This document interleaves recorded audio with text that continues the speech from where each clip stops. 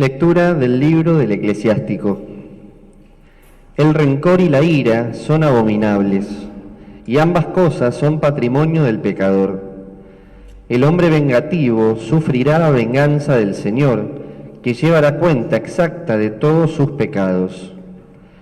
Perdona el agravio de tu prójimo, y entonces, cuando ores, serán absueltos tus pecados. Si un hombre mantiene su enojo contra otro, ¿cómo pretende que el Señor lo sane? No tiene piedad de un hombre semejante a él, y se atreve a implorar por sus pecados. Él, un simple mortal, guarda rencor. ¿Quién le perdonará sus pecados? Acuérdate del fin y deja de odiar. Piensa en la corrupción y en la muerte, y sé fiel a los mandamientos. Acuérdate de los mandamientos, y no guardes rencor a tu prójimo. Piensa en la alianza del Altísimo, y pasa por alto la ofensa. Palabra de Dios. Te alabamos, Señor. El Señor es bondadoso y compasivo. El Señor es bondadoso y compasivo. Bendice al Señor, alma mía, que todo mi ser bendiga su santo nombre. Bendice al Señor, alma mía, y nunca olvide sus beneficios. El Señor es bondadoso y compasivo. Él perdona todas tus culpas y sana todas tus dolencias. Rescata tu vida del sepulcro, te corona de amor y de ternura. El Señor es bondadoso y compasivo. No acusa de manera inapelable, ni guarda rencor eternamente. No nos trata según nuestros pecados, ni nos paga conforme a nuestras culpas. El Señor es bondadoso y compasivo. Cuanto se alza el cielo sobre la tierra, así de inmenso es su amor por los que lo temen. Cuanto dista el oriente del occidente, así aparta de nosotros nuestros pecados. El Señor es bondadoso y compasivo.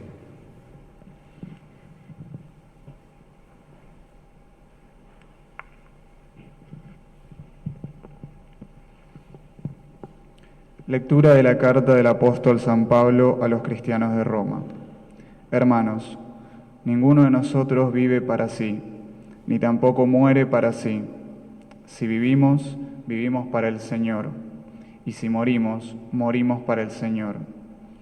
Tanto en la vida como en la muerte pertenecemos al Señor, porque Cristo murió y volvió a la vida para ser el Señor de los vivos y de los muertos. Es palabra de Dios. Te alabamos, Señor. Aleluya, aleluya, aleluya, aleluya, aleluya, aleluya,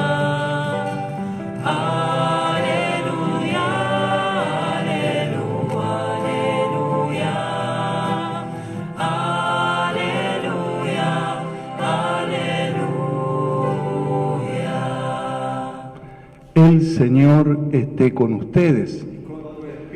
Evangelio de nuestro Señor Jesucristo según San Mateo. Gloria a ti, Señor.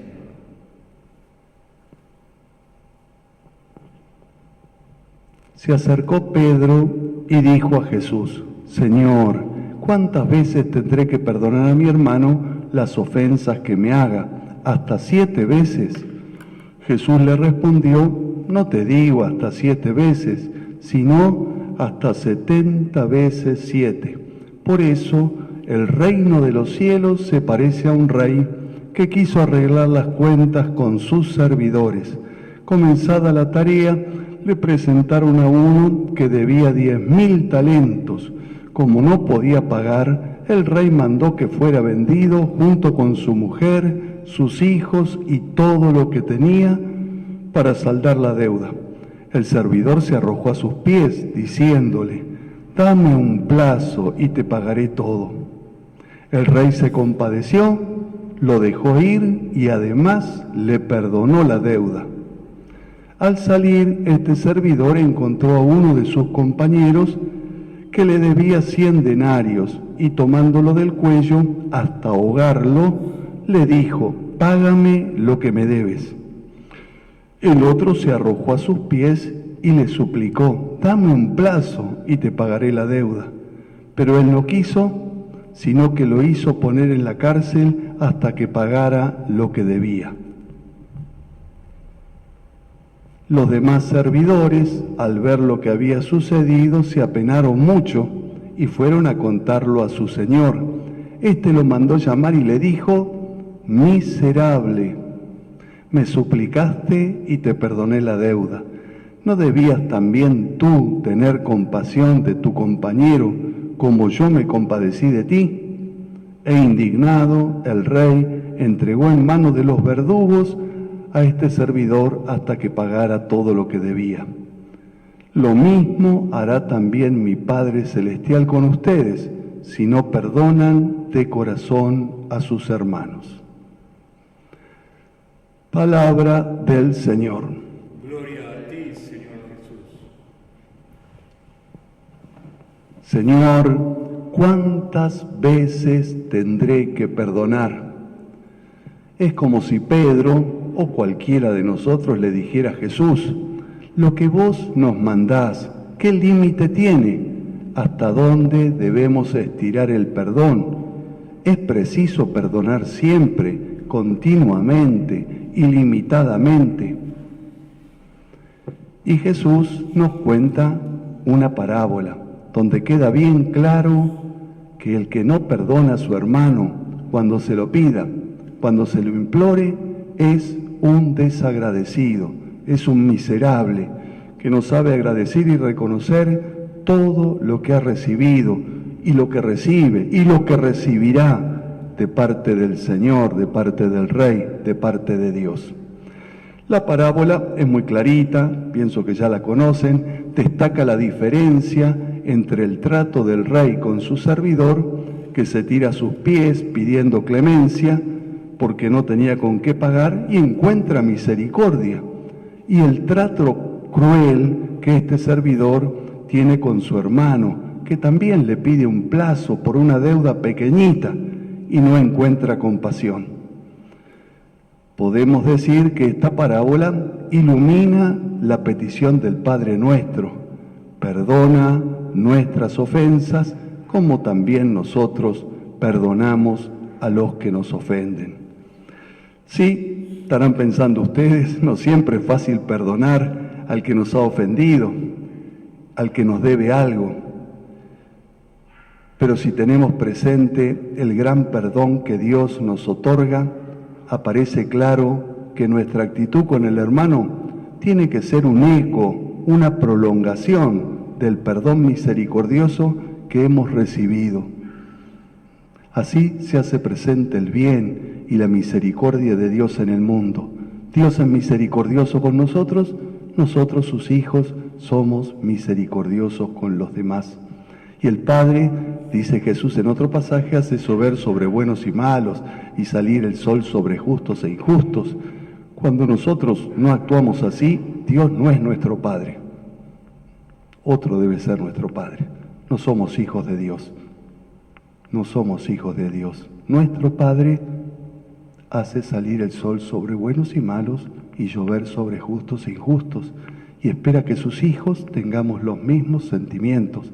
Para eso sopló el Espíritu Santo sobre nosotros. Dice San Agustín: quien no perdona le niega al prójimo lo que pide para sí mismo. Cuando alguien nos pide perdón, nos lo pide como un mendigo, pero también nosotros somos mendigos delante de Dios. El que no perdona de corazón a su hermano termina siendo cruel con él mismo, porque nos enseñó Jesús: la medida que ustedes usen con los otros será usada con ustedes, aunque sea por esa astucia. Si yo no perdono, no se me va a perdonar. Si yo no doy, no me van a dar. Lo dice Jesús: la medida que yo uso, que yo aplico a los demás, con esa medida voy a ser medido. Jesús nos da su gracia para perdonar sin reservas, porque desde el punto de vista humano parece imposible y hasta podríamos decir inaceptable esto de perdonar siempre. Jesús lo hace posible mediante la fuerza infinita de la cruz, que sana cualquier herida y restablece el amor fraterno. Leía el padre Julián el Salmo 102. El Señor perdona tus culpas, el Señor cura tus dolencias, rescata tu vida del sepulcro, te corona de amor y de ternura. Bendice, alma mía, al Señor y nunca olvides sus beneficios, porque Dios no acusa de manera inapelable, ni guarda rencor perpetuamente. Quisiera detenerme en esta palabra, no olvides sus beneficios. Es importantísimo esta memoria. No olvidar cómo nos beneficia Dios. Por un lado, sabiéndolo y recordándolo, recurrir continuamente a Él. Cuando hemos pecado, cuando nos hemos equivocado, cuando tenemos deudas, cuando hemos hecho daño, recurrir al Señor que nos perdona, no olvidar sus beneficios. Y por otro lado, recordar los beneficios significa no acogotar a nadie, no agarrar del cogote a otro hermano, porque Dios no nos trata así. Alguno de ustedes se fue a confesar o entró en el templo a pedir perdón y el Señor lo acogotó, lo tiró contra una pared. El Señor no nos trata así. Entonces, qué bueno que es tener experiencia del perdón de Dios. Claro, el que nunca se confiesa, el que nunca va a pedir perdón, después, claro, no se siente con ninguna obligación de perdonar a los demás. En cambio, el que vive de rodillas delante de Dios, no siempre golpeándose el pecho, por supuesto, pero reconociendo que somos pecadores y necesitados continuamente de perdón, ese no se pone en juez de ningún hermano. Por eso es importante no olvidar los beneficios del Señor. Termino con esto. ¿Cuántas veces hemos escuchado, y tal vez lo hemos dicho nosotros mismos, lo que me hicieron no tiene perdón? Lo que me hicieron no tiene perdón. Lo que me hizo mi cuñada no tiene perdón. Lo que me hicieron en la parroquia no tiene perdón. Lo que me hizo el padre Eduardo no tiene perdón. Lo que me hizo el obispo no tiene perdón. ¿Cuántas veces tal vez lo hemos dicho o lo hemos escuchado? Muy mal expresado. Mis pecados y mis culpas son los que no tienen perdón. Se los digo de todo corazón. Mis pecados son los que no tienen perdón. Mis pecados y mis culpas son los que no tienen perdón. Y sin embargo Dios envió a su Hijo, que padeció, agonizó, murió y resucitó para perdonarme los pecados. Son mis pecados los que no tienen perdón. Y Dios ha querido perdonarlos con su infinito amor. Por eso decía la primera lectura, si mantenemos nuestro enojo contra otro, ¿cómo pretendemos que el Señor nos sane? Al que tiene odio en su alma, al que no sabe perdonar, al que vive resentido, ¿cómo lo va a sanar el Señor? Si tiene un corazón roído por el odio, por la venganza, por el resentimiento, ¿cómo lo va a sanar el Señor? Si mantenemos nuestro enojo con otro, ¿cómo pretendemos que el Señor nos sane? No tenemos piedad de un hermano y nos atrevemos a implorar el perdón.